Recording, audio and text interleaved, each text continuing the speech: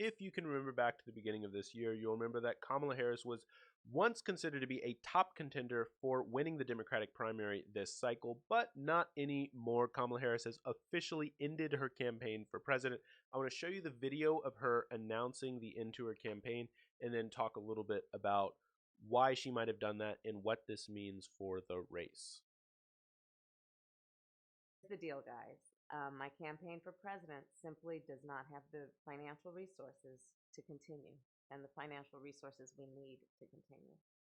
I'm not a billionaire. I can't fund my own campaign. And as the campaign has gone on, it has become harder and harder to raise the money we need to compete. In good faith, I cannot tell you, my supporters and volunteers, that I have a path forward if I don't believe I do.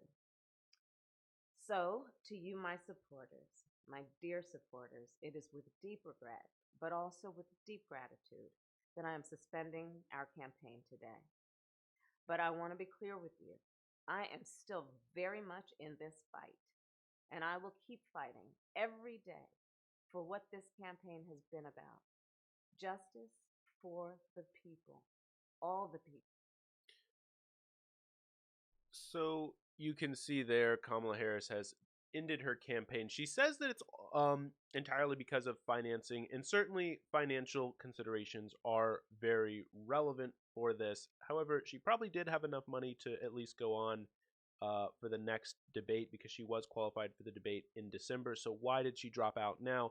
And so there's been some good reporting on this, and I think the real reason why she dropped out is because the end of December was the deadline for her getting her name off the ballot in California, and I don't think she wanted to face an embarrassing defeat especially in California. Wouldn't have looked good. Would have set her up for a number of challenges, primary challengers in California for her Senate seat. Definitely not what she wanted. It would not have been a good look. Definitely not what she was going for. So next, I want to talk a little bit about why she was declining in the polls in the first place. Because you'll remember, she was considered to be like a top tier candidate. In fact, actually, I have this picture here. The Humanist Report tweeted this out from CNN.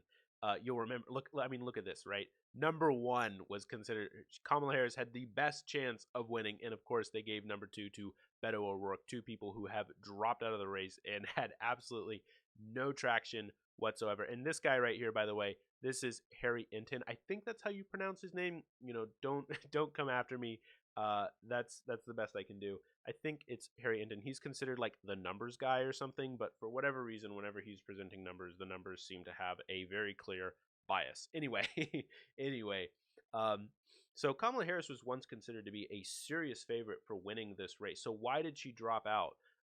Or excuse me, why did she do so terribly in this in this uh, in this run? Well, there's three principal theories for why she was declining in the polls so bad. One, it was because of Tulsi Gabbard's attacks. Two, she was equivocating on Medicare for all. And three, she just didn't have a clear, coherent message for what she was doing, why she was running, and so on, so on. So let's look at the first theory. So the first theory here says that it's essentially because of her attacks, or because of Tulsi Gabbard's attacks. And this is clearly the opinion of Trump, or at least someone in Donald Trump's campaign. Donald Trump's official campaign here tweeted this out.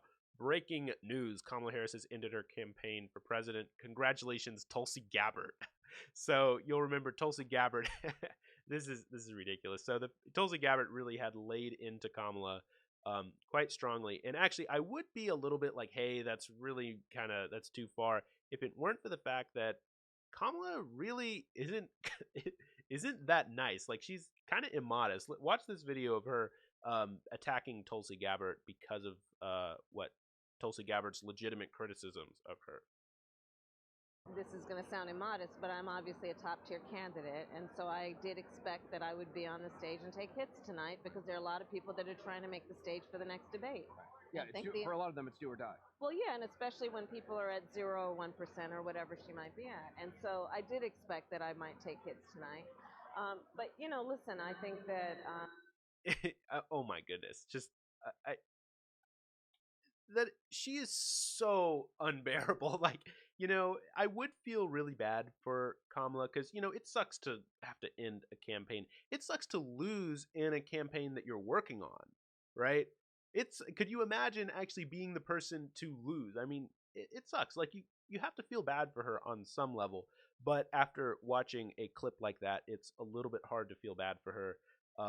I'm obviously a top tier candidate. It's really immodest. And I love how at the beginning she phrases it like she says something like, "Oh, this is gonna sound immodest," or "I don't want to sound immodest." Like, yeah, well then maybe you shouldn't say it. In any case, um, so let's look at the numbers to see whether or not it was to do with Tulsi Gabbard's attacks. And I don't think the numbers quite bear out that it was directly because of Tulsi's attack. So that debate where Tulsi attacked Kamala was at the end of July. So right about here. And Harris is this orangish color right here. And you can see that, so the debate was here, but Harris had already begun her decline. And most likely this kind of sharp drop here was probably the result of polls coming in from post debate. So it does seem that Gabbard hit her, but you can see just looking at the numbers here that Harris was already on the decline before Gabbard's attack. So I don't think that the numbers quite bear out that theory. I don't think, obviously, Tulsi's attacks hurt, right? They definitely landed, definitely did, and they definitely kept her down. Maybe, who knows, maybe she would have risen back up, but she was already on the decline. So I don't know that we can quite say, just looking at the data, I don't know that we can quite say that it was specifically because of Tulsi Gabbard's attack. So the second primary theory is that it was because she was equivocating on Medicare for All, she kept changing her mind. I think again we can look at the numbers and we can't. It's much harder to point out this one, but there are a few things that I think we can look at in order to see whether or not that theory is right. So Harris was already equivocating on Medicare for All here, specifically. But she had that jump because you remember Kamala really landed a hit on Joe Biden, with the whole issue of busing, where Joe Biden had supported controversial positions on busing, and Harris absolutely laid into Joe Biden. With that race. In fact, you'll see Joe Biden up here in the green. Biden pretty much Biden took a hit. Whoops, page just reloaded. Biden definitely took a hit from that, and Harris definitely took a bump from that. But she was already equivocating on the issue of Medicare for All here. But you'll notice though she had equivocated on Medicare for All, and she wasn't able to hold her lead. I think that's really telling. And the next thing I think we can look at to indicate maybe it wasn't specifically because of Medicare for All, just look here at the numbers. If it was think about this for a moment. If it was the case that it was specifically because she was equivocating on Medicare for All, what are things that we might assume would be in the data? I think one, there would be a quick moment that we could look at, like a quick moment where she just suddenly dropped, and it would relate to a time when she was equivocating on the issue of Medicare for All. And two, I think we would expect that either Warren or Bernie would experience a bump because of Harris equivocating on Medicare for All. Again, it's really hard to tell, but those are things that we might suspect. And I don't know that we see that in the data, because you can see here Warren in the brown. Warren was already on her rise before then, and Warren obviously had a rise, and Sanders didn't really see a rise from Harris's decline. So Warren was already on the rise, and Sanders doesn't really see a spike. So I don't know that it was specifically because of any instance of her equivocating on the issue of Medicare for All.